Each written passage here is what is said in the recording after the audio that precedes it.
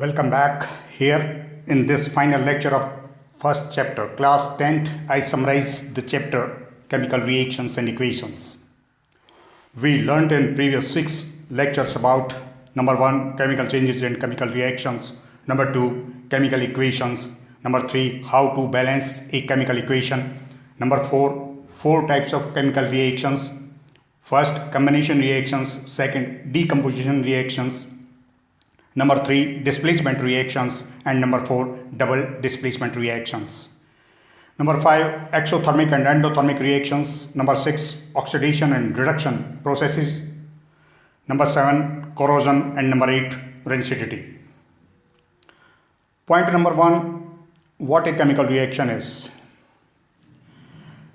Chemical reaction is the process of a chemical change.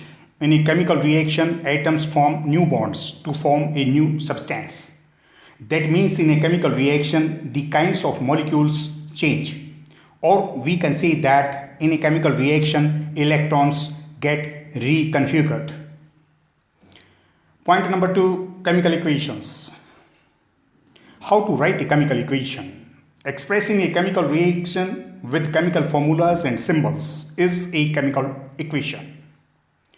The substances on left hand side of arrow sign are called reactants and on right hand side as products. We write reactants using plus sign between reactants and then arrow mark pointing towards the right side, and then products using plus sign between products. For example, Zn plus H2SO4, arrow sign ZnSO4 plus H2. We can specify other reaction conditions like this. 2FeSO4, arrow sign heat. Above this we can write heat, means that's the condition, means on being heated. We can mention the temperature here too. Gives Fe2O3 plus SO3 plus SO2. SO3 with upward arrow, SO2 also upward arrow, means these are gases, that's why they go up. Subtopic number 3, how to balance a chemical equation. In that we learnt that in a chemical reaction, no atom is either formed or destroyed. It means the number of atoms of each element before, during, and after the chemical reaction remains the same. A balanced chemical equation means the number of atoms of each element on left hand side or in the reactants must be equal to the number of atoms of that element on right hand side or in the products.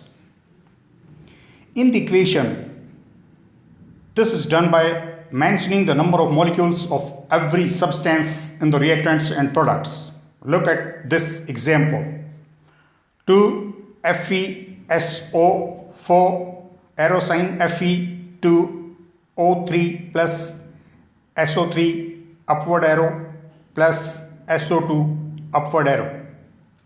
It means 2 ferrous sulfate molecules decompose on heating to give one molecule each of iron oxide, sulfur trioxide, and sulfur dioxide. Look at on this equation 3O2, arrow sign 2O3. It means 3 molecules of dioxygen combined to give 2 molecules of ozone. Next, we learnt about 4 types of chemical reactions. Number 1, combination reactions. Combination reactions are those reactions in which the reactants combine to give products. Number 2, decomposition reactions. These are those reactions which are just opposite to the combination reactions. A reactant decomposes to give 2 or more products. Third, displacement reactions.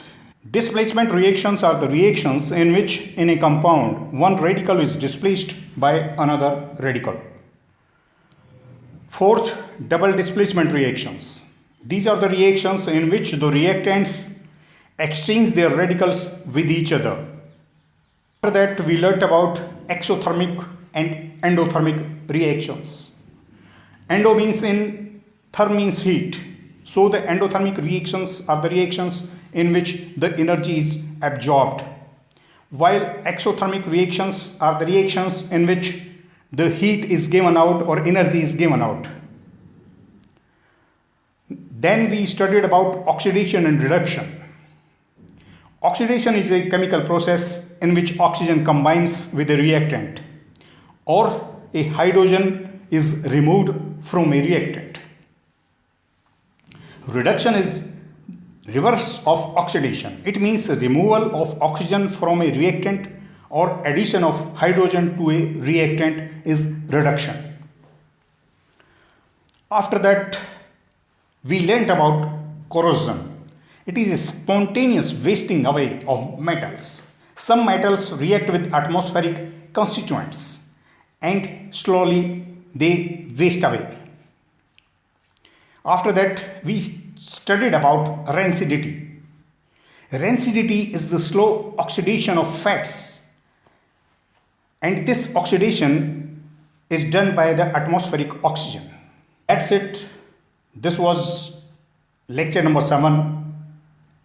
In this lecture, we summarized chapter number 1, chemical reactions and equations.